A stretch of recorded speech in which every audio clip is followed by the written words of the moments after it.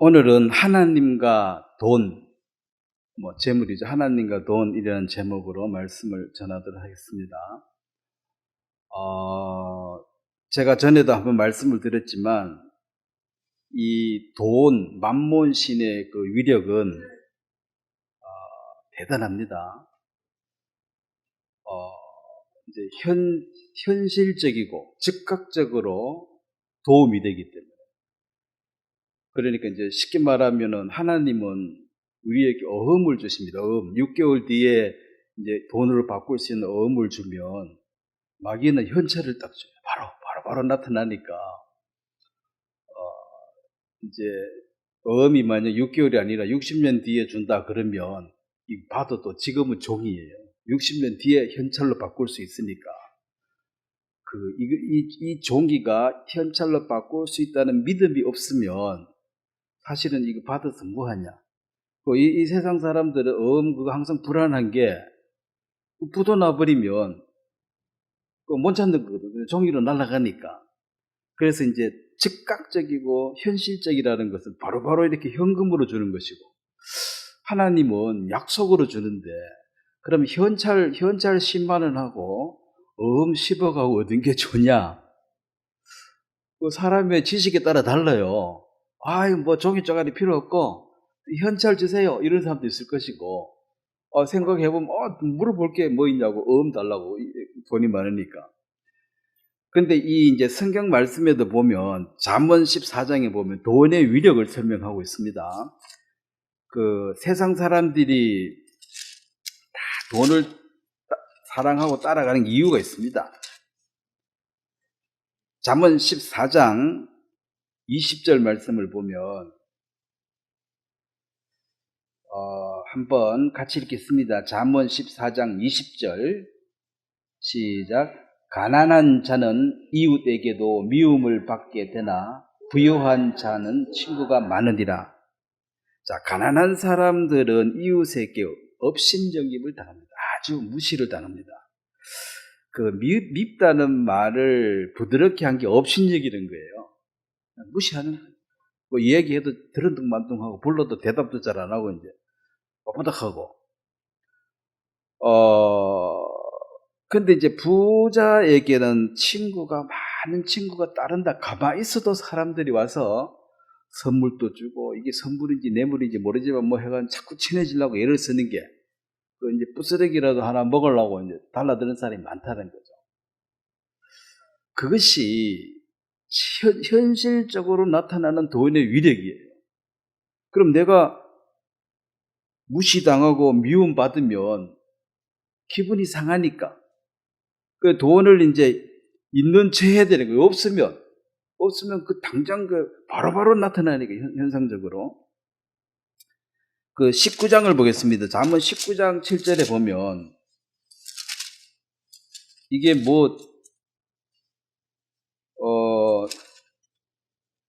가난하다는 것이, 잠언 19장 7절 한번 같이 읽겠습니다. 가난한 자는 그의 형제들에게도 미움을 받거든 하물며 친구랴 그를 멀리하지 아니하겠느냐. 따라가며 말하려 할지라도 그들이 없어졌느니라. 자, 이 가난하다는 게 친형제간에게도 아주 업신여김을 당하고 무시를 당한다는 것입니다. 그리고 아무리 가까이 해보려고 애를 써도 만나기가 어렵다는 거죠. 이게 이제 무시하는 거예요. 너 같은 사람한테 시간을 쓴다는 게 낭비라는 거지. 그래서 만나고 싶지 않는 거예요. 그래서 이제 이 세상이 지금, 옛날에야 왕이 어떤 군사, 왕 힘으로 누르치면 지금은 다 돈으로 사람들을 다스립니다. 잠언 22장에 보면 돈의 위력이 있습니다. 22장 7절 말씀을 또 한번 같이 읽겠습니다. 부자는 가난한 자를 주관하고 빚진 자는 체주의 종이 되느니라. 자, 부자는 가난한 사람을 다스립니다. 지배합니다. 돈 주고 그냥 노예처럼 부리는 거죠. 그다음 체주의 종이 된다. 그 사람이 빚졌다 그러면 그 사람 시킨 대로 다 해야 돼. 안 하면 돈 내놔라 하니까. 그래서 뭐 우리가 IMF 그 옛날에 사태 때 그 돈 빌리는 거 내놔라. 그럼 내놔면 나라가 이제 부도나니까 이제 절절 매는 거죠. 자본의 위력입니다. 그래서 지금은 왕이 다스리는 시대가 아니고 지금은 자본주의입니다. 왕권주의가 자본이 왕이에요. 돈이 돈을 벌고.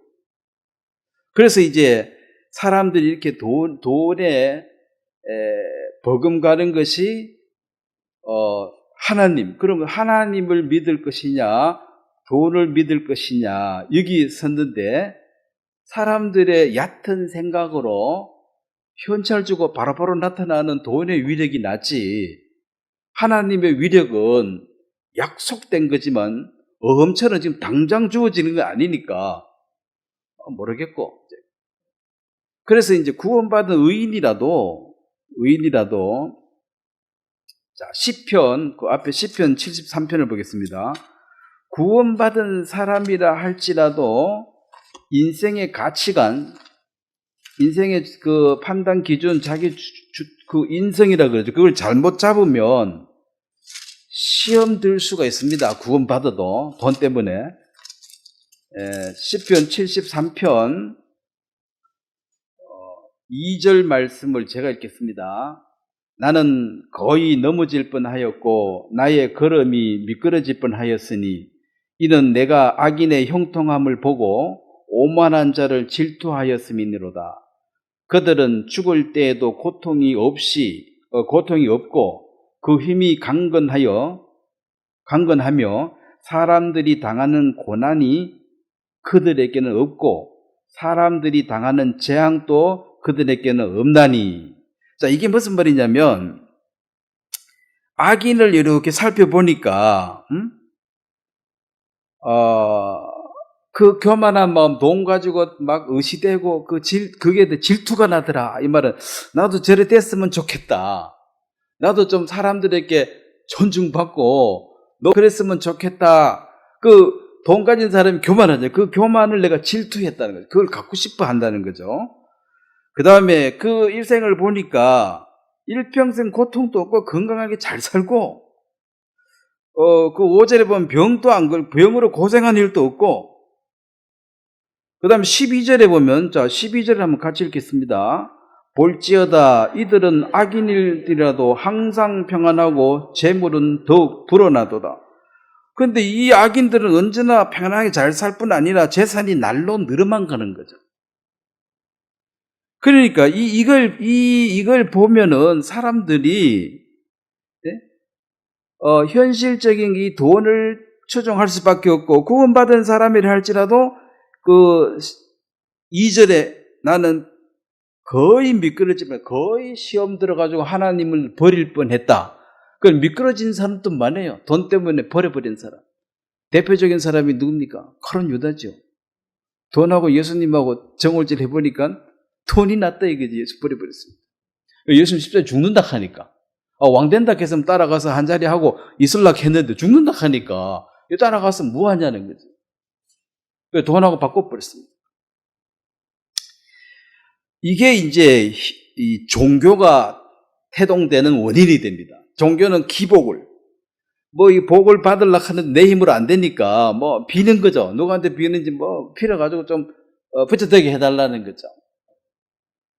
그래서 오늘 이 종교와 믿음이 혼돈돼 가지고 교회도 사실은 이 종교적인 단체로 바뀌어져 있습니다. 복을 주는 부자 되세요. 그게 인사잖아요. 부자 되세요. 자, 그러면 이제 하나님은 하나님하고 이제 이 사람들에게 바로 대립되고 부딪히는 게 돈인데 돈과 하나님의 위력이 비슷하다는 거죠. 그러니까 비슷해서 비슷한 게 아니라 많은 사람들이 돈을 하나님보다 더 위에 두기 때문에 돈을 사랑하는 사람이 되어버렸다. 자, 여기서 이제 사랑한다는 거. 이 사랑한다는 이것은 항상 100%입니다. 100%. 사랑을 이렇게 50%씩 나누어서는 못해요. 그러면 이제 하나님을, 자, 오늘 핵심 내용이 하나님은 우리가 사랑해야 될 뿐이고, 자, 돈은 사랑해서 될 일이 아니에요. 이걸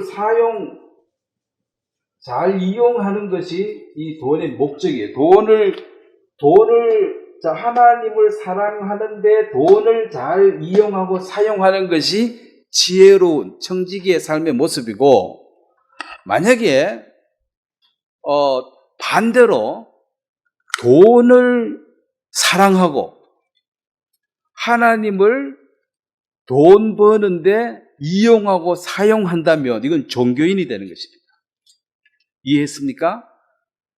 하나님을 사랑하는데 돈을 잘 사용하고 이용하는 것이 믿음의 삶이고 청지기적인 삶이라면, 종교인은 돈을 사랑하기 때문에 하나님을 이용하고 사용해서 그 벌이 수단으로 내가 조금 노력해도 돈 많이 벌게 해주세요. 이것이 이제 가서 빌은 이유거든요. 공부는 별로 안 하고 서울대학 합격하게 해주세요. 이 도둑놈 심보지. 공부했는 대로 점수 나오는 게 맞지. 조금 해놓고 많이 받게 해달라고 하면 그게 말이 되냐는 소리지. 그런데 종교는 그렇게 해요. 그래서 이걸 바꿔보자는 거죠.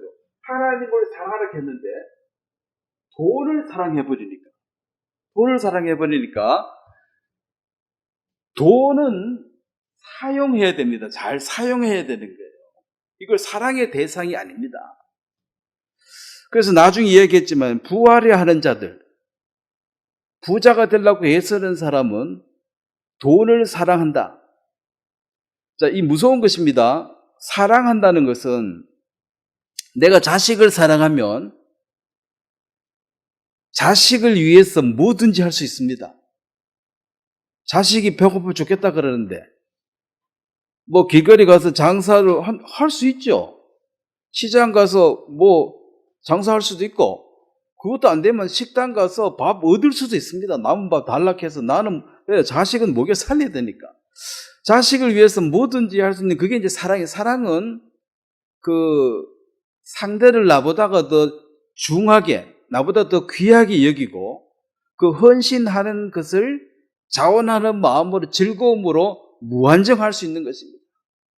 그리고 해준 것을 자랑하지 못하고 항상 못해준 것에 대해서 미안해하는 것이 사랑하는 대상이죠. 이마에 해줬는데 더 해줄 게 뭐 있냐? 이건 사랑하는 게 아니에요. 그거는 시어머니 모실 때 그래 말하는 거예요. 이마에 했으면 됐지 뭐 어쩌란 말이냐. 근데 내 자식에게는 그게 아무리 해줘도 못해줘서 미안한 게 많은 것이죠. 항상 미안하다. 항상 죄인을 거죠. 사랑하면 죄인이 되는 거예요. 죄가 많아서 죄인이 아니라 목숨을 바칠 각오를 하니까. 그건 동물에게도 그렇습니다. 닭이 힘이 없고 빌빌해도 뿅아리를 거느린 닭은 개한테도 덤비고 사람한테도 덤빕니다.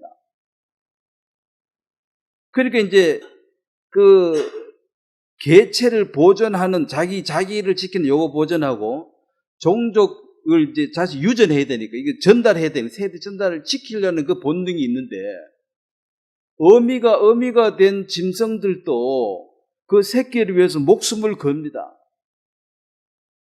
그래야지만이 그 피덩이 새끼가 살아서 성장할 수가 있지. 그런 헌신하는 사람이 없으면 못 사는 거죠. 떠져나보면 네 알아서 살아라 그러면은 애 태어나가지고 떠져나보면 다 죽지. 왜 살겠습니까?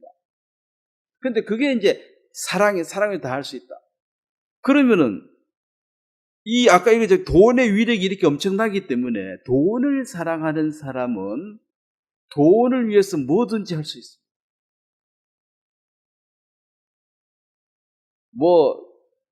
나쁜 예지만 몸을 팔 수도 있고 양심을 팔 수도 있고. 왜냐면 돈이 최고인데? 돈을 위해서는 국가도 배신하고 그러죠. 이 정보 빼돌리고 중국에 갖다 팔았다. 반도체 정보. 그러면 이제 중국이 우리나라 금방금방 따라오는 원인들이 누가 자꾸 팔아먹는 거야. 그 고급 기술을. 그 국가 배신 아닙니까? 그래, 배신이고 뭐고 내가 돈 되니까 하겠다는 거지. 그 욕먹어도 좋다는 거죠. 그래서 이 돈을 사랑하는 사람은 돈을 최위에 둬버리기 때문에 돈 때문에 부모도 배신할 수 있을까요, 없을까요? 네? 있습니다.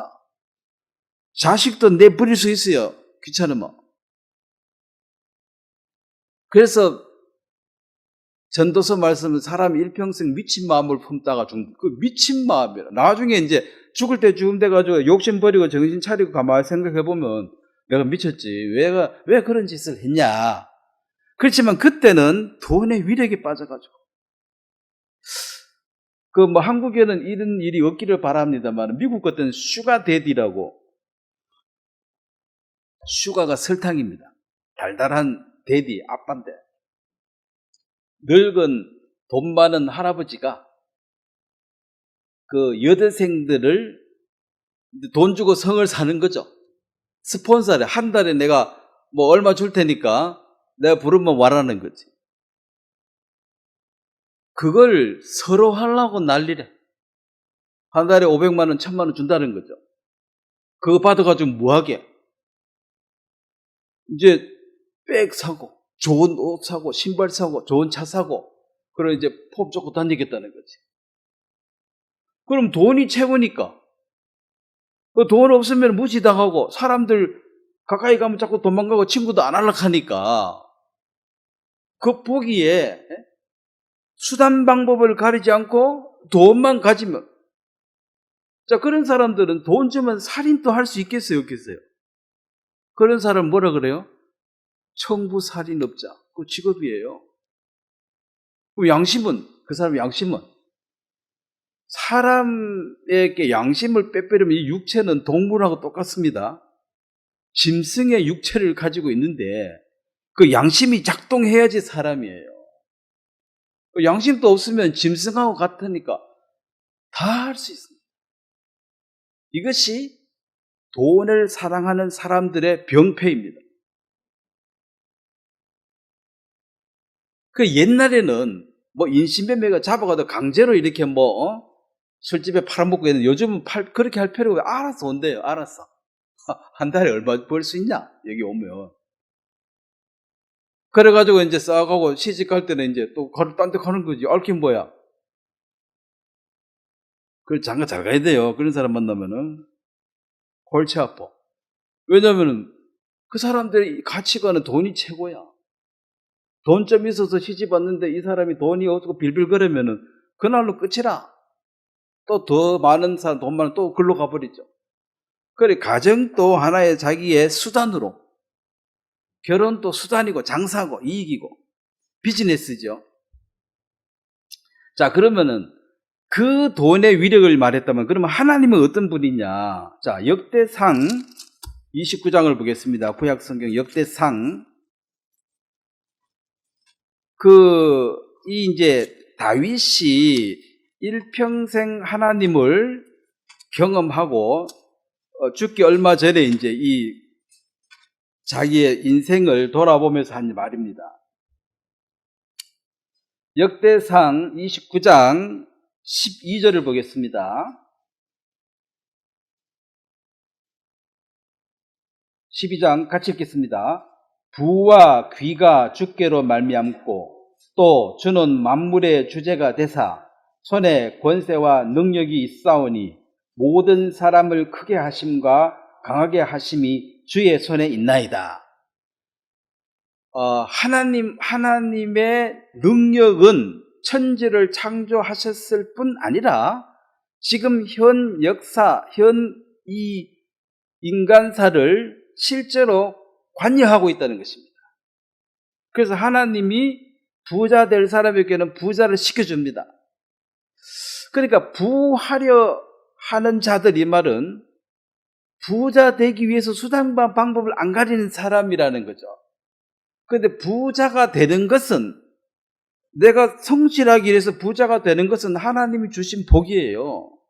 그런데 부자가 되기 위해서 뭐 청부살인도 하고 몸도 팔고 양심도 팔고 그렇게 해서 부자가 되려 하는 사람들은 그 이미 마귀에게 잡힌 자예요. 그는 멸망과 파멸의 길을 가고 있습니다. 근데 정상적으로 살아서 부자 된 것은 하나님이 주신 복이에요, 그것도. 그래서 하나님이 합당하면은 그에게 합당한 부를 주십니다. 관리 가능한 부. 너무 많이 줘버리면 그 사람에게 또 저주가 될 수 있어요. 중학생 손자한테 용돈을 1,000만 원씩 주고 이렇게 버리면 그 애가 정상으로 살기 힘들어. 그냥 한 5만 원, 한 10만 원 요래 줘야 되지. 그 걔가 통제할 수 있는 것보다 더 많이 줘버리면 그게 이제 화가 된다는 거죠. 그래서 하나님이 거기에 맞추어서 일을 하실 것입니다. 자, 사무엘상 2장에도 한번 보겠습니다. 사무엘상 2장. 하나님이 하시는 일 중에 하나님은 많은 일을 하시지만 그 중에 이 한나가 경험한 하나님을 잠깐 보도록 하겠습니다. 사무엘상 2장 7절 말씀입니다. 2장 7절을 한번 또 같이 읽겠습니다. 여호와는 가난하게도 하시고 부하게도 하시며 낮추기도 하시며 높이시기도 하시는도다. 자, 가난하게 하시기도 하고 하나님이 가난을 통해서 배운 것도 많습니다. 늘 부자로 살았던 사람들은 인생의 그 많은 부분을 이해하지 못합니다. 사람들의 마음을 이해할 수가 없어요. 가난한 사람의 마음을. 그래서 양쪽 다 알아야 돼요. 인생 전체를 알아야 되니까 가난하게도 한번 살아보고 그 다음에 하나님 부하게도 하신다. 자, 요런 이제 하나님이 어떻게 관여하는가도 구체적인 것도 자, 창세기 15장에 보면 하나님이 아브라함이 하나님을 믿음으로 하나님과 동행을 했을 때 이제 죽기 전에 하나님이 그에게 약속을 주셨는데 너가 나를 따라왔으니까 자, 하나님을 사랑한다는 것은 하나님 말씀에 순종하는 것이고 순종을 따라왔으니까 내가 장차 될 일을 네게 가르쳐 주겠다. 그 15장 13절입니다. 한번 같이 읽겠습니다. 여호와께서 아브라함에게 이르시되 너는 반드시 알라. 내 자손이 이방에서 객이 되어 그들을 섬기겠고 그들은 400년 동안 내 자손을 괴롭히리니 그들이 14절도 같이 그들이 섬기는 나라를 내가 징벌할지며 그 후에 내 자손이 큰 재물을 이끌고 나오리라. 이게 분명히 내 후손들이 외국 땅에서 400년을 살게 될 것이다. 그래서 이제 그 요셉이 총리가 되어서 들어갈 때에 야곱의 120 가족들이 골로 다 들어갔잖아요. 그 아브라함의 후손 전체입니다. 거기 가서 400년도 종살이 하다가 그들이 섬기는 나라를 내가 벌할 것이며 이게 애굽에 내린 10가지 재앙입니다. 그리고 그들의 왕과 따르는 군사들을 홍해에 넣어서 죽여버렸습니다. 자, 지금도 이스라엘은 특별한 나라입니다. 이스라엘을 컨트롤할 수 있는 나라는 미국밖에 없어요, 미국. 근데 또 미국을 컨트롤하고 있는 사람들이 유대인입니다. 그럼 이스라엘을 컨트롤할 수 있는 사람은 이 세상에는 없어요. 그럼 누구 눈치도 안 보고 누구 말도 안 들어요. 미국이 무기 안 줘버리면 돼. 근데 미국이란 나라의 핵심 세력, 정치의 핵심 세력 유대인들이 무기 안 주기만 해봐라. 네 다음에 대통령 떨잡은다. 이렇게 협박이 들어가니까 안 줄 수가 없죠. 원래 바이든 민주당은 이 전쟁 싫어합니다. 인권, 이 약자를 도와주고 이런 게 이제 많이 있는데 그 팔레스타인 사람들 도와줘야 된다. 도와주기만 해봐라. 다음에 떨잡으란다. 이 바이든 그래 공격해라. 이 양다리 걸쳐서 어정쩡하게 사는 게 이제 양쪽 다 표받으려고 그래요. 이제 선거 곧 다오니까. 그러니까 트럼프는 그렇게 하지 않죠.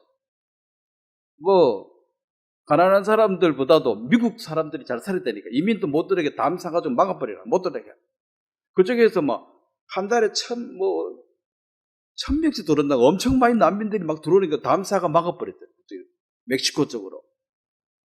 그래서 이제 이런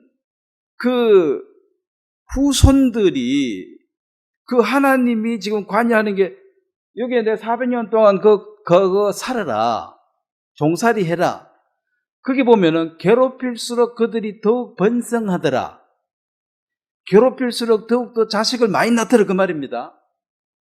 이 나무 같은 것도 이거 산나무 살아있는데요. 요걸 밑에 톱으로 조금 잘라버리면 원래 감나무도 감 안 맺으면 톱으로 조금 잘라버리면 감을 많이 맺어요. 내 생에 끝난다 싶어가지고 빨리빨리 후손 퍼뜨리려고. 인간도 괴롭히면 괴롭힐수록 자식을 더 많이 낳는다는 거예요. 반대로 편하면 자식을 아예 안 낳는다는 거예요. 그래서 이제 거기 가서 인간 숫자를 확 불려가지고 가나안 땅에 집어넣을 것이다. 왜? 가나안 땅에 사람이 적으면 덜짐승이 너희들을 해할까 하노라. 그러니까 땅이 비어 있으면은 빈 땅에 그 덜짐승이 왕노릇하고 있기 때문에 숫자 적게 가가지고 덜짐승한테 먹힌다는 거예요. 숫자를 불려가지고 내가 나오게 할 것이다. 근데 그 뒤에가 더 중요한데, 그 후에 내 후손들이 많은 재물을 가지고 그 나라에서 나올 것이다. 그래 400년 지난 다음에 엄청난 재산을 가지고 너희들이 나오게 될 것이다. 그렇게 말했습니다. 자, 그러면 이 말씀이 이루어져야 되잖아요. 출애굽기 12장을 보겠습니다. 출애굽기 12장. 자, 이걸 제가 이 얘기하는 하나님은 역사를 주관하고 있다는 것입니다. 누가 400년 뒤에 무슨 일이 일어나고 재산을 갖고 나오도 이런 말을 누가 할 수 있습니까? 하나님 말고는. 12장 35절. 자, 35절, 36절 한번 같이 읽겠습니다. 이스라엘 자손이 모세의 말대로 하여 애굽 사람에게 은금 패물과 의복을 구하며 여호와께서 애굽 사람들에게 이스라엘 백성에게 은혜를 입히게 하사 그들이 구하는 대로 주게 하심으로 그들이 애굽 사람의 물품을 취하였더라. 여기 보면은 그들이 요구하는 대로 주게 하셨다. 그럼 출애굽할 때 종살이 하다가 너 이제 나가라 해서 이제 나가는 것만 해도 어디냐 하고 그냥 나온 사람도 있고, 이제 이 모세가 하나님이 약속했다. 니들이 구해라. 구하는 대로 주인들이 주게 될 것이다. 근데 이게 인간적으로 계산해보면은 그 주인이 단락한다고 주겠냐는 거지. 그건 네 생각이고, 하나님이 구하면은 주신다 그랬습니다. 그래서 구해서 주면은 하나님 주신 거, 구해서 안 준다고 죽이고 빼앗아오면 이건 살인이지만 구하니까 주더라는 거지. 그래서 그들이 많은 물건을 거의 빼앗다시피 해서 왔는데, 빼앗은 건 아니고 정확하게 말하면 빼앗은 거는 죽이고 갖고 오는 거예요. 주인이 단락하니까 주인이 줬습니까? 안 줬습니까? 줬죠. 그럼 이것은 빼앗은 거, 근데 빼앗는 것처럼 보여 거의.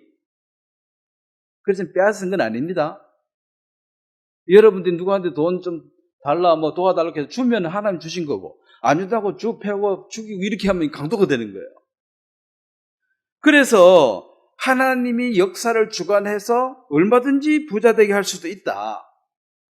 자, 그렇다면 이제 이 하나님과 돈, 재물을 두고 너희가 성경은 자, 마태복음 6장에도 분명히 그렇게 얘기했죠. 두 주인을 섬길 수가 있다 했어요, 없다 했어요? 6장 24절에 보면, 마태복음 6장 24절 제가 읽겠습니다. 한 사람이 두 주인을 섬기지 못할 것이니 혹 이를 미워하고 저를 사랑하거나 혹 이를 중히 여기고 저를 경히 여김이라. 너희가 하나님과 재물을 겸하여 섬기지 못하느니라. 겸하여 섬길 수 있다. 이게 종교입니다. 근데 믿음으로 사는 사람은 겸하여 섬길 수 없다. 왜냐하면 사랑은 나누어서 하는 게 아니라는 거죠. 사랑은 100% 전폭적입니다. 내가 누구를 사랑하면 그 사람밖에 눈에 안 들어오는 거예요. 근데 두 주인을 섬길 수 없다고 결론했고, 그 말은 결국 네 주인이 하나님이냐 돈이냐, 누구를 사랑하고 누구를 존중하고 있느냐. 근데 너희는 하나님의 집을 겸하여 섬길 수 없다. 그 이유가 뭐냐? 미워하거나 사랑하거나 한쪽에 충성하거나 무시하거나 반드시 티가 나게 돼 있다는 것입니다. 이것이 두 주인을 섬길 수 없다면, 그러면 인간은 둘 중에 하나를 선택해서 사랑해야 된다는 것입니다. 자, 사랑이라는 것이, 사랑이 무엇인가? 사랑으로 노래도 많고 드라마도 많습니다. 그런 사랑은 사랑이라기보다는 무슨 왜 남자가 여자를 사랑한다, 이 사랑한다 이렇게 말하지. 이 사랑의 전제가 성경적이지 못한 것은, 그것은 엄밀하게 말하면 욕정이에요. 욕정. 육신의 욕정이라 그러죠. 그래서 사랑하지 않아도 남자들은 여자와 동침할 수 있고, 여자는 못한다고 옛날에 그렇게 말했는데 요즘은 또 한다고 먹히고, 이게 실질적으로 사랑을 한다는 것이 성경에서는 요한복음 15장 14절 보면 13절에서 사람이 친구를 위하여 자기 목숨을 버리면 이보다 더 큰 사랑이 없다. 그럼 사랑은 그 상대방을 위해서 목숨까지 바치는 그 헌신을 즐거움으로 하는 것이 사랑입니다.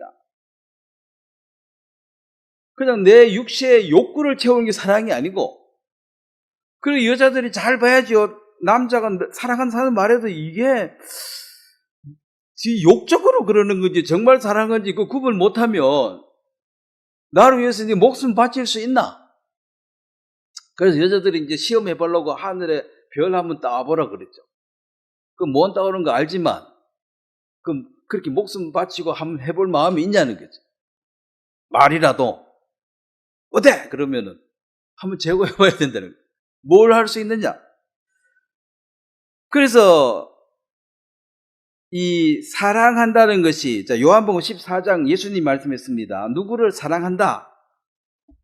사랑하는 사람들의 그 말을 따를 수밖에 없는 게 사랑하는 거예요. 사랑하는 사람의 말을 안 들을 수가 없어요. 요한복음 14장에 보면은 예수님을 사랑한다는 것을 어떻게 증명했느냐? 예수님 사랑합니다. 다 사랑한다 하지. 그런데 사랑이 구체적으로 뭐냐? 21절을 보겠습니다. 요한복음 14장 21절 같이 읽겠습니다. 나의 계명을 지키는 자라야 나를 사랑하는 자니 나를 사랑하는 자는 내 아버지께 사랑을 받을 것이요 나도 그를 사랑하여 그에게 나를 나타내리라. 자, 사랑한다, 구체적으로 사랑한다 이 말은 내 말을 네가 잘 듣게 될 것이다.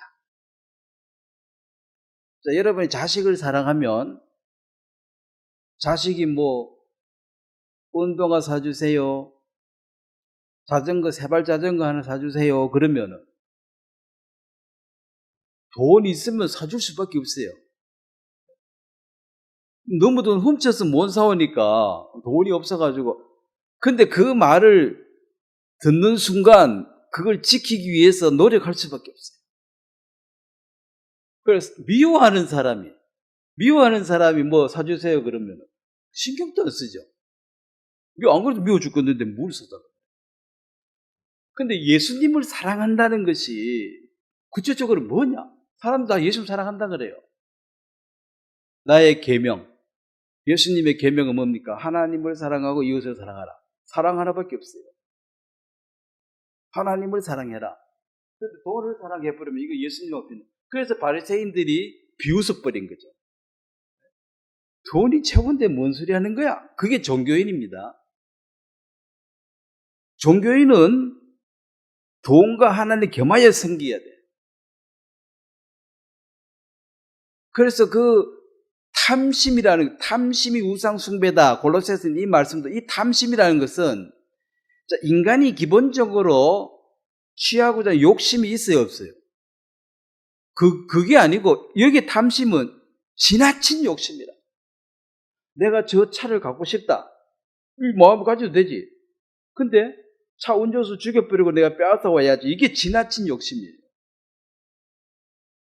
그 탐심, 지나친 거기에 미쳐버린 사람들은 그게 마귀한테 잡힌 우상숭배와 같다는 거죠. 그래서 그냥 내가 좋은 집에 살고 싶다. 그게 뭔 죄입니까? 근데 좋은 집에 살기 위해서 수단 방법 안 가리고 돈 주면 사람도 죽이고 돈 주면 양심도 팔고 부모도 배신하고 형제도 배신하고 이래가지고 좋은 집 사는 것이 인생의 목적이다. 이게 이제 돈에 미쳐버린 사람이죠. 왜냐하면 그 사람은 돈이 명하는 모든 돈을 얻기 위해서 수단 방법 가려야 되는데 이게 무서운 거예요. 돈이 주인이고 돈이 그의 왕입니다. 근데 하나님을 사랑한다는 말은 예수님을 사랑한다는 말은 예수님의 계명, 하나님을 사랑하는 것이 예수님을 사랑하는 증거고, 그런데 예수님을 사랑한다 해놓고 돈을 사랑해버리면 이것은 서기관 바리새인들처럼 종교인에 불과하다는 것입니다. 그래서 기복신앙을 한다는 것은 실질적으로 두 주인을 섬기겠다고 지금 얘기를 하는데, 자, 성경에 두 주인을 섬길 수 없다고 얘기했는데 섬길 수 있다고 말하는 목사는 뭐예요? 굳이 선지자지. 딱 답이 나오잖아요. 섬길 수 없다고 했는데 섬길 수 있다고 자꾸 부추기는 거죠. 기복신앙이죠. 그래서 내 계명을 간직하고 지키는 사람이 나를 사랑하는 사람이다. 그러면 아버지께서도 너를 사랑할 것이다. 자, 아브라함이 하나님 말씀 하나 따라서 나왔잖아요, 순종해서. 그리고 이삭을 번제로 드려라 했을 때 그 계명을 지켰습니다. 물론 하나님은 인신제사를 원치 않기 때문에 하나님은 속을 보고 아브라함이 이미 그 번제를 드려라 하기 전에 그 믿음이 있는 걸 하나님은 보셨고, 우리 인간은 사람의 속을 모르고 외모밖에 안 보니까 아브라함 안에 있는 믿음을 우리에게 시청각으로 보여주기 위해서 그걸 요구하신 거예요. 교육으로 보여주는, 믿음의 조상으로 보여주고 죽이려고 할 때 하나님 죽이지 말라고 딱 잡았잖아요. 그러면은 자식을 사랑하는 마음 없는 사람이 없지요. 근데 하나님과 자식 중에서 아브라함은 누구를 선택했습니까? 사랑하는 자의 말을 들어야지. 자식은 아빠 나 죽이지 마세요 그러겠죠. 하나님은 죽이라 그러겠죠. 그럼 누구 말을 들어야 돼요? 사랑한다면 누구 말을 들어야 돼요? 하나님 말을 들어야지. 그것을 믿음이면 우리에게 보여주기 위한 하나의 시청과 교제로 아브라함을 세운 거예요. 하나님은 그거 안 해봐도 다 알아요. 안 해봐도 알기 때문에 할 필요 없죠. 자, 그렇다면 히브리서 13장을 보겠습니다. 이제 사랑을 하는데 사람들이 히브리서 13장 5절 13장 5절 말씀을 한번 제가 읽겠습니다. 돈을 사랑하지 말고 있는 바를 족한 줄로 알라. 그가 친히 말씀하시기를 내가 과연 너희를 버리지 아니하고 너희를 떠나지 아니하리라 하셨느니라. 자, 여기 이제 돈을 사랑하지 말고 있는 바를 족한 줄 알아라. 이 말은 네가 가지고 있는 것에 만족해라. 돈을 얼마를 가지고 있으면 만족할 것이냐? 그건 사람에 따라 달라요. 뭐 시골 할머니들 같은 경우는 아이고 내가 뭐 통장에 한 1,000만 원만 넣어주면 나는 뭐 한이 없겠다. 근데 큰 사업하는 사람들은 1,000만 원 그게 돈이가 한 1,000억, 2,000억은 넣어줘야 뭐 한번 해보지. 그 2,000억 들어와야지 이제 마음에 이거 그만하면 됐다. 이게 다 달라요, 바라는 것이. 근데 이 욕심이 끝이 없습니다. 항상 가지고 있는 것에 대해서 만족을 해요, 못해요, 사람들이? 못하니까 불행한 거라. 안 채워지니까. 그러면 만족해버리면, 만족하는 것이 니는 가지고 있는 바를 만족해라. 저는 아프리카에 6년을 살다 와가지고, 그러니까 먹을 것과 입을 것이 있으면 족한 줄로 알라. 그 말이 성경에 있는데 한국에서는 그 말이 잘 안 깨달아져요. 근데 아프리카에 거기는 이제 사계절에 옷이 하나만 있으면 돼요. 여름옷. 근데 이제 시골에 가보면 차도 못 들어가는데 4시간을 제가 이제 걸어서 가본 동네가 있는데 거기 이제 원래는 옷도 안 입고 살았겠지. 근데 요즘은 이제 옷을 하나 입는데 시장 가서 이제 샀겠죠. 이렇게 옷 버리면은 그거 모아가지고 그거 헌 옷을 갖다 팔거든요. 옷이 막 계속 빨아가지고 다 떨어져요. 중간에 빵꾸 구멍이 빵빵빵빵 나는데 언제 떨어질지 몰라. 아슬아슬해. 거기 이제 아주머니들이 옷을 입는 거 보면은 빵꾸 나가지고 이게 언제 뚝 떨어질 것 같아요. 너무 낡아가지고. 근데 옷이 그런 하나 아니면 2개밖에 없어요. 그리고 부엌에 이제 그릇도 이래 보면은 요런 우리 왜 딸기 같은 거 사면 그릇 하나 주잖아요. 공짜로 주는 거. 요거 가지고 거기에 밥을 주더라고. 밥해야 이제 이게 떡 같은 거 하나 좀 뜯으면 그거 먹고. 고기에 이제 또 나중에 보니까 걸레 빨아가지고 방 닦더라고. 또 고기에 손 씻으라고 또 갖고 와요. 똑같은 그릇이라 하나 가지고 다 쓰는 거예요. 신발도 하나 있으면 없는 사람도 있고, 스레빠 하나. 근데 한국은 어떻습니까? 따로따로 다 있잖아요. 신발도 따로따로 다 있고. 그래도 부족하다 이거지. 신발이 아직도 신을 게 없다. 신을 게 없단 말은 하나도 없을 때 하는 말이에요. 입을 옷이 없다 이 말은 하나도 없을 때 하는 말이야. 근데 사람들은 집에 많이 재놓고도 입을 옷이 있다 해요, 어떻게? 다 귀신 들은 거 아닌지 모르겠어요. 이런 말 하면 또 싫어하겠네. 아니, 왜 입을 게 없다는 말 개념이 뭐냐? 입을 게 많은데 왜 없다 하냐 이거지. 신을 신발이 없다. 왜 없냐? 그거 수북한데.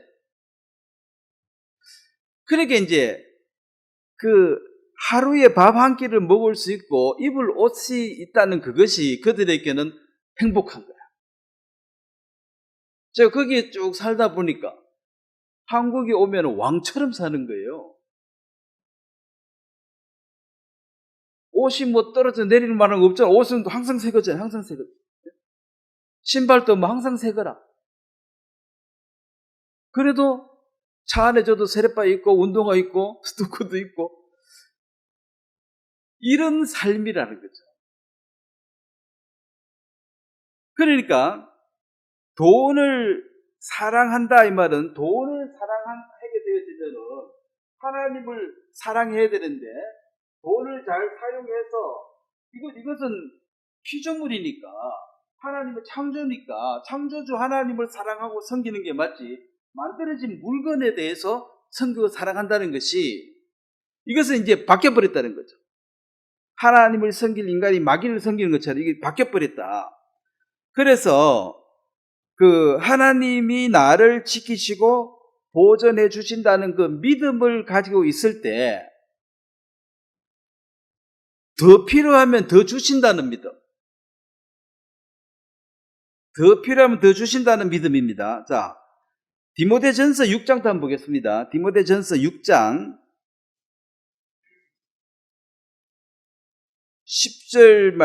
9절 말씀을 제가 한번 보겠습니다. 디모데전서 6장 9절 제가 읽겠습니다. 부하려 하는 자들은 시험과 올무와 여러 가지 어리석고 해로운 욕심에 떨어지나니 곧 사람으로 파멸과 멸망에 빠지게 하는 것이라. 10절 한번 같이 읽겠습니다. 돈을 사랑함이 일만 악의 뿌리가 되나니 이것을 탐하는 자들은 미혹을 받아 믿음에서 떠나 많은 근심으로 자기를 찔렀도다. 자, 여기 이제 부자가 되려고 애를 쓰는 사람. 늘 애를 써. 밤에 잠도 못 자. 부자 되려고 연구한다고. 계속 누구 돈을 좀 사기쳐야 되는데, 누구를 어디 꽁돈 좀 생겼는데 없나. 매일 연구해요. 그냥 정상적으로 살아서 이제 돈이 따라와서 하나님이 나를 부자에게 해주면은 저 애써서 되는 게 아니라 은혜로 그냥 정상적으로 가만히 집에서 놀아라는 게 아니라 정상적으로 일을 하면 하루 8시간 일하고 8시간 잠자고 8시간 그냥 놀면 돼요. 8시간만 일하면 먹고 살 걸 하나님 주셔야 된다. 그리고 이제 돈을 사랑한다 이 말이 나오잖아요. 돈을 사랑하는 것이 악의 뿌리. 그러니까 하나님을 사랑하라 했는데 돈을 사랑해버리니까 여기서 뒤바뀌어버린 거죠. 하나님을 위해서 우리가 뭐든지 할 수 있어야 되는데 하나님을 위해서는 아무것도 안 하고 돈을 위해서는 뭐든지 할 수 있다는 거죠. 자, 돈이 많다는 것이 제가 서두 얘기했습니다. 편안하게 잘 살다가 잘 죽고 아프지도 않고 건강하고 편안히 죽은데 재산은 날마다 늘더라. 이게 부자예요. 요즘은 법으로도 안락사를 법적으로 통과한 나라가 있습니다. 미국에도 몇 주는 통과했어요. 도저히 가망성이 없다. 그러니까 의사가 이제 죽여버려요. 민결에다가 약 하나 딱 넣으면 바로 죽어버리니까. 심장 딱 정지해버리면. 그러면 고통도 없잖아요. 그럼 이 세상만으로 보면 잘 먹고 잘 살고 가만히 있어도 돈은 자꾸 늘어나고 이제 마지막에 이제 죽을 때 또 편안하게 죽고 그러면 뭐 이루고 다 이루었잖아. 이야, 뭐 하긴 또 살만하네. 그래서 그들의 마음이 교만하고 높습니다. 근데 그 부자가 이 하늘나라 가는 것이 누가복음 18장을 한번 보겠습니다. 부자가 하늘나라를 가는 것이 어떻게 어려운가? 누가복음 18장 24절을 제가 읽겠습니다. 누가복음 18장 24절 예수께서 그를 보시고 이르시되 재물이 있는 자는 하나님의 나라에 들어가기가 얼마나 어려운지 누가복음 18장 25절은 한번 같이 읽겠습니다. 낙타가 바늘기로 들어가는 것이 부자가 하나님의 나라에 들어가는 것보다 쉬우니라. 바늘 알죠? 요즘 뭐 바늘질 안 해봐가지고 바늘이 뭔지도 눈에 보이도 안 하죠? 그 구멍에 그게 실 끼어가지고 깊잖아요. 근데 그 바늘 구멍으로 낙타가 얼마나 큽니까? 소보다 훨씬 더 큰데. 그게 들어가지느냐? 들어갈 확률이 0.0001%도 없어요. 그것보다가 부자가 천국 가는 하나님 나라에 들어가는 것이 더 어렵다 하니까. 여러분들 중에 큰 부자가 구원을 받았다면은 0.0001%도 안 되는 그 확률을 뚫고 구원받았으니까 정말 하나님께 복을 받은 사람이에요. 왜냐하면 부자는 돈을 많이 가지고 있으니까 모든 사람들이 와서 자기하고 친구하려고 그러고 선물 주고 늘 만나고 싶다 그러고 따라다니고 날리고 이러니까 뭐 왕처럼 사는데 뭐가 부족해가지고 뭐 기도할 게 있냐는 거죠.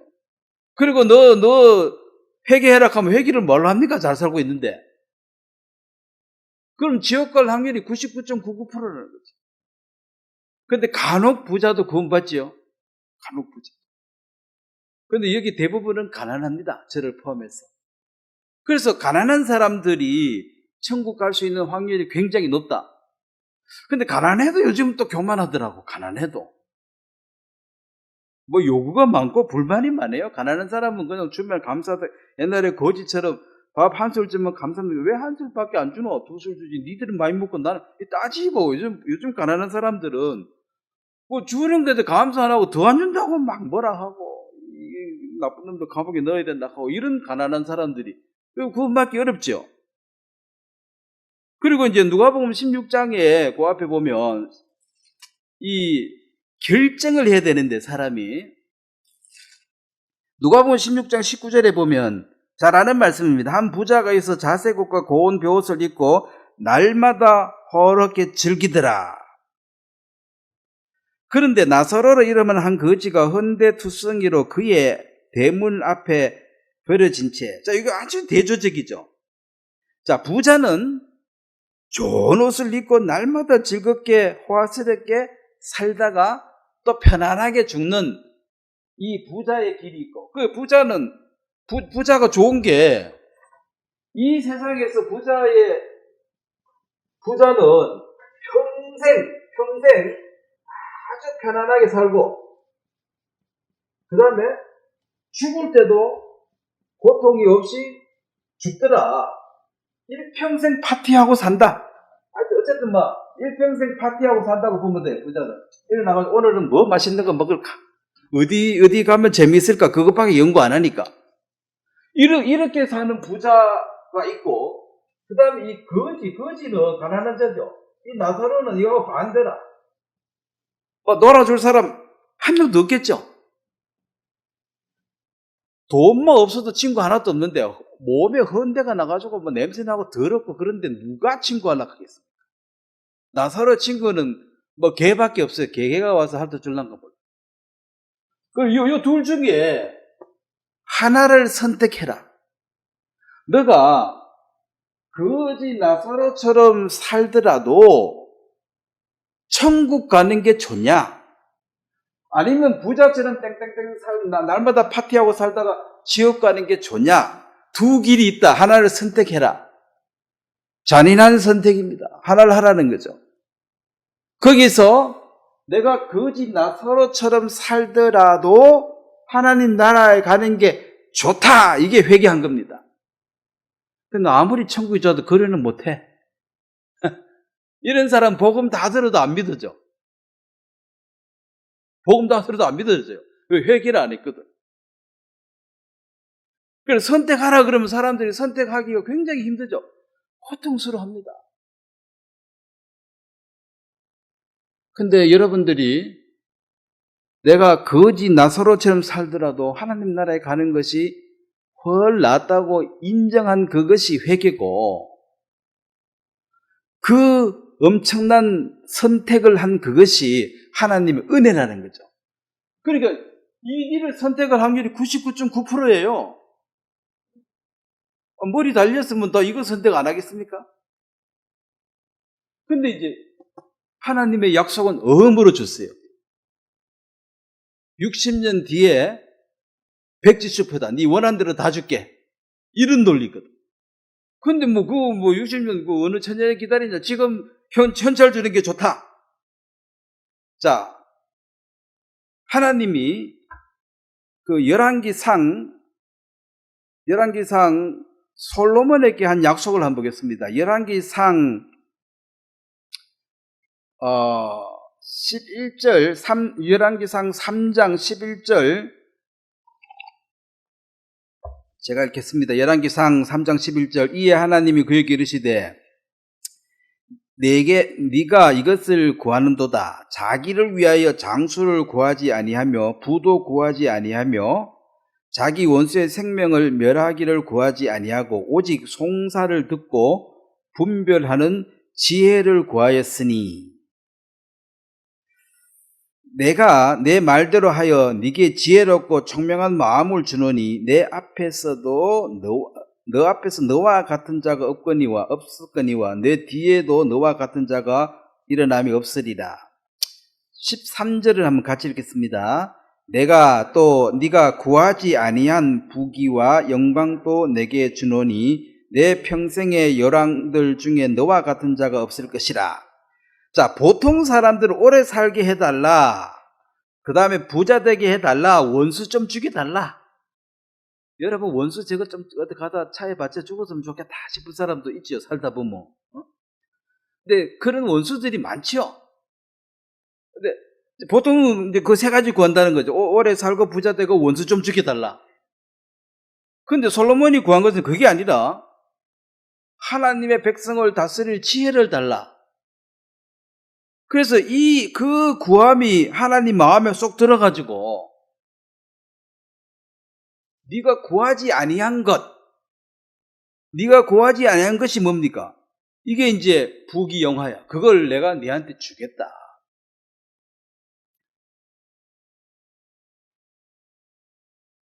자, 그래서 마지막 결론을 보겠습니다. 마태복음 6장에 보면, 그러면 우리가 모든 사람이 돈을 사랑하고 돈을 위해서 사는데, 그러면 우리는 하나님을 위해서 살면 어떻게 되느냐? 우리만 손해 아니냐?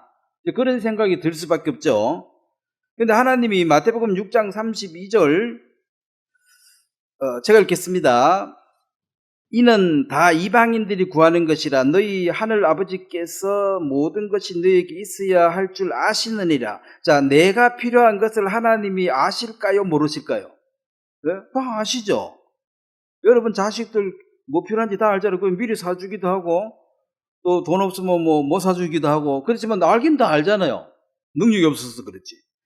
자, 33절 너희는 먼저 그의 나라와 그의 의를 구하라. 그리하면 이 모든 것을 너희에게 더하시리라. 이게 이제 자, 솔로몬이 먼저 그도 뭐 건강도 좋고 부도 좋고 다 좋지, 원수 죽이고 좋지만 솔로몬이 원수가 많습니다. 막내로 왕이 돼가지고 다 솔로몬 자리 탐내고 난린데 그걸 다 제껴놓고 지혜를 달라. 이게 하나님 기뻐하는. 지혜는 왜 필요합니까? 옳은 선택을 해야 됩니다. 우리는 매 순간 무슨 선택을 해야 돼요. 그 지혜가 없으면 멍청한 선택을 한다는 거죠. 옳은 선택을 할 수 있는, 판단을 할 수 있는 지혜를 달라. 옳은 선택한 것이 하나님 선택하는 거죠. 옳은 선택한 것이 오늘 하나님 기뻐하는 것을 선택하는 것입니다. 이제 그걸 구했기 때문에 나머지 것들은, 이방인들은 저거 하나님의 아버지가 아니니까 지가 알아서 그에 살아야 된다. 하나님 아버지, 내 자녀니까 너 뭐 필요한지 내가 다 알고 있다는 거죠. 주시겠다. 그래서 그럼 우리가 할 일은 먼저 그의 나라와 그 일을 구하라. 그 순간순간 하나님이 기뻐하는 선택을 네가 하면 된다. 그러면은 34절에, 자, 6장 34절을 한번 같이 읽겠습니다. 그러므로 내일 일을 염려하지 말아라. 내일 일은 내일이 걱정할 것이요 한낱 괴로움은 그날의 것으로 충분하다. 자, 이게 보면은 충분하다, 이 말이 뭔 말이냐면, 이게 중요한 것이 내일 일은 내일 걱정할 것이요. 이게 이제 내일 일은 내일 걱정할 것이요. 이게 약간 번역에 내일 일을 위하여 염려하지 말라. 내일 일은 내일이 염려할 것이요. 여기 주어가 뭡니까? 내일 일은 내일이 염려할 것이요. 내일이 주어입니다. 내일.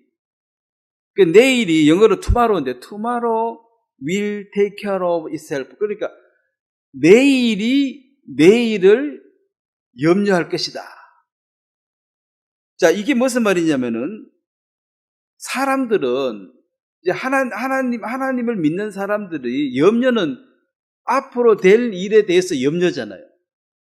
이것이 이제 이스라엘 백성들이 광야에서 만나를 먹고 살 때에 그 만나를 주신다는 걸 꿈에도 생각을 못 했는데, 그래서 원망하고 애굽으로 돌아가자 그랬거든요. 그래서 하나님 광야의 식탁을 능히 준비하실 수 있는 분인 것을 몰랐죠. 물론 지식적으로는 전능하신 하나님 그렇게 외웠지만 실질적으로 사막에서 어떻게 식탁을 마련할 것이냐, 이거 안 된다, 그래 애굽으로 돌아가자, 이게 이제 인간의 생각이었습니다. 근데 하나님이 내가 내일 주겠다, 아무 증거 없어요. 아무리 둘러봐도 사막이고 농사된 것도 없어. 근데 만나를 주셨다. 그렇게 먹고 40년을 산 거예요. 그래서 가나안 땅에 가서 첫해 소출을 얻었을 때 만나는 그쳐버렸습니다. 그렇다면 만나를 30년째 매일 먹었는데 내일 만나 안 오면 어떡하냐, 이렇게 만약에 애가 고민하면 내일이 그 문제를 해결할 것이다. 그럼 내일 돼 보면 만나가 올 것이다. 어떻게 아느냐? 내일이 그걸 풀어준다는 거죠. 그 시간이 지나면 네가 알게 될 것이다. 근데 지금은 알 수가 없는 거죠. 지금은 믿음으로 기다리는 거죠. 먼저 그의 나라와 그의 의를 구한다는 것은 매 순간 하나님의 계명이죠. 하나님을 사랑하고 이웃을 사랑하는 겁니다. 하나님을 사랑하고 여기 플러스 이웃입니다. 근데 매 순간 돈을 사랑하고 이웃을 미워하고 이웃을 학대한다면 이것은 매 순간 하나님의 뜻과 반대로 행하기 때문에 그건 믿음이 없는 사람이에요. 우리는 원래는 친구를 위해서 목숨을 버리는 것이 사랑입니다. 이건 누가 했습니까? 예수님이 했죠. 우리가 믿음이 엄청 자라면 이웃을 위해서 목숨을 바칠 수가 있습니다. 그게 사도 바울이 그렇게 했고. 자, 여러분에게 목숨을 바치라고 요구할 수는 없어요. 이 믿음은 어린애도 있고 성장 완숙된 사람도 있으니까. 아브라함에게 이삭을 번제로 드리라고 그 말할 그때도 사라는 그 믿음이 없었어요. 믿음이 서로 다른 거죠. 그래서 이웃에게 그냥 친절한 말 한마디 하는 것이 여러분들은 사랑의 표시가 될 것입니다. 이웃에게 냉수 한 그릇 줄 수 있는 이런 믿음이 자라가지고 목숨까지 바치는 거지. 이웃에게 친절하게 인사도 못하는 사람이 내가 시간 되면 이웃의 목숨을 바치겠다. 그건 거짓말이라는 거죠. 그래서 이웃을 위해서 음식이라도 떡이라도 한번 나눠주고 이런 것이 실질적으로 계명을 지키는 자, 하나님을 사랑한다는 증거라는 것입니다. 근데 그렇게 믿음이 자라서 단번에 내가 막 목숨 바쳐야지 이렇게 하는 것은 이것은 믿음 안에서도 욕심입니다. 단번에 그렇게 안 됩니다. 친절을 베풀고 또 필요하면 냉수 한 그릇 준 거는 물은 공짜니까 그릇 있으면 퍼가 주면 되잖아. 그러고 진짜 전도하기 위해서 짜장면 한 그릇 사줄 수도 있고 만나서 얘기하려고 차 한 잔 대접할 수도 있고 이런 것이 작은 그것을 내가 즐거움으로 하는 것이고 대가를 바라지 않고 그렇게 하는 그것을 하면 하나님은 우리에게 필요한 것을 네가 구하지 않는 것, 이방인들은 다 구해야 돼요. 그런데 하나님의 자녀는 안 구해도 됩니다. 솔로몬 보십시오. 뭘 구했습니까? 아무것도 안 구해도 하나님이 내가 이건 덤으로 다 준다 그랬어요. 그래서 그걸 많이 받았는데 솔로몬은 그게 독이 됐습니다. 너무 많이 받아가지고 말년에 타락해버렸어요. 그래서 우리의 삶 가운데 하나님을 사랑하고 돈을 잘 이용해서 하루하루 살아가면서 이웃을 실천한 이 선택을 하루하루 하는 것입니다. 이것이 점점 성장하는 사람이 앞선 자가 될 것입니다. 그 행위가 따라와야 되겠죠. 따라오지 않으면 남자가 남편이 여자의 머리다. 이 머리 위가 계급이 아닙니다. 그러면은 사랑을 아내와 남편 중에서 누가 사랑을 먼저 보여야 됩니까? 남편이 먼저 보여야 되죠. 이게 머리예요. 언제까지 사랑을 보여줘야 돼요? 아내가 깨달을 때까지. 그래서 정말 나중에 당신은 나보다 위다 인정을 해주는 거지. 이건 무슨 계급처럼 내 말 잘 들어 종처럼 이것은 성경적이지 않습니다. 그래서 먼저 됐다 앞서갔다 이게 좋은 게 아니라 먼저 사랑을 베풀어야 되고 먼저 자비를 베풀어야 되는 이것이 앞선 자의 위치이기 때문에 앞선 자가 결코 계급이 아닙니다. 손흥민, 이강인 싸웠을 때 누가 먼저 사랑을 보이고 자비를 베풀어야 돼요? 손흥민이 베풀어야지. 이번 한 번만 용서해 주라고. 그걸 했는데 아주 국민들은 용서를 못하려고 그래. 소인배죠? 모르겠어요. 어쨌든 큰 자가 먼저 베푸는 것입니다. 그래서 집안의 남자의 위치가 그 아내하고 둘이 싸워가지고 누가 먼저 화해를 하고 이건 남자예요. 그래서 먼저 베풀어야 되니까 그 어깨가 무겁습니다. 그래서 항상 형제님들 어깨가 조금 내쳐져 있어요. 자매님들 조금 이래가 있고 약간 쳐져가지고 세상에서도 눌리지, 영적으로도 눌리지. 뭐 요즘은 뭐 다 눌려가지고 어깨가 축 처지는데 어쨌든 하나님을 믿음으로 그걸 극복할 수 있지 다른 방법은 없습니다. 자, 오늘 여기까지 하도록 하겠습니다. 마치겠습니다. 제가 한번 기도드리겠습니다. 하나님 아버지, 돈을, 재물을 사랑하는 그것이 이 세상 사람들은 좋아 보이고 또 현실적으로 그렇게 느껴지고 체감하고 있기 때문에 돌이키고 회개하는 것이 낙타가 바늘 귀로 들어가는 것보다 더 어렵다고 했습니다.